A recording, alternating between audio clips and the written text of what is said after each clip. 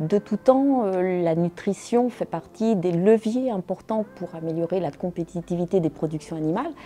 Et on a ajouté la notion de durabilité parce qu'on pense que c'est une valeur importante aujourd'hui et surtout pour demain.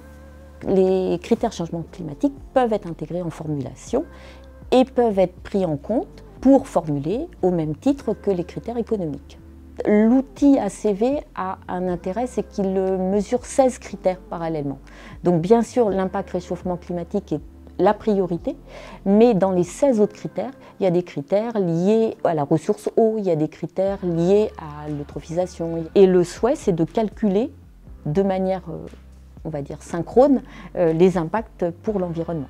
Je vais vous citer un exemple avec un produit qu'on appelle le TurboVive, qui est un produit qui accompagne l'efficacité alimentaire chez les ruminants. Son impact est de 1%, mais par contre, il améliore par ses bénéfices à la fois sur la composition de l'aliment, sur les performances des animaux, sur la production de méthane, il améliore de 6,5% le bilan carbone du kilo de lait produit. On sait qu'on peut travailler à une offre environnementale tout en étant économiquement viable.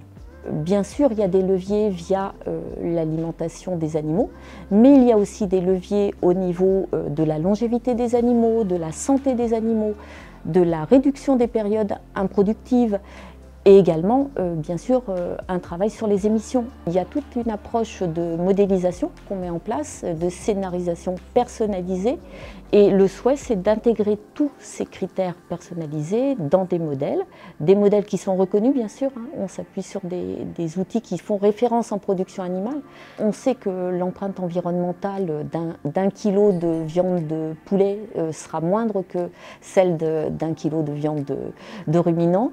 Et donc, ce qui va compter, c'est le kilo équivalent CO2 par kilo de lait, par kilo d'œufs, par kilo de viande de porc ou autre viande. Alors si on prend l'exemple de la filière ruminante, on peut gagner 15% d'amélioration de l'empreinte environnementale par le cumul des différentes actions. Et effectivement, au niveau de l'animal, ça permet un gain de 180 € par vache. Quand on regarde l'alimentation monogastrique, effectivement, très vite, on va aller zoomer en usine pour aujourd'hui aller optimiser le coût énergétique de fabrication d'un aliment.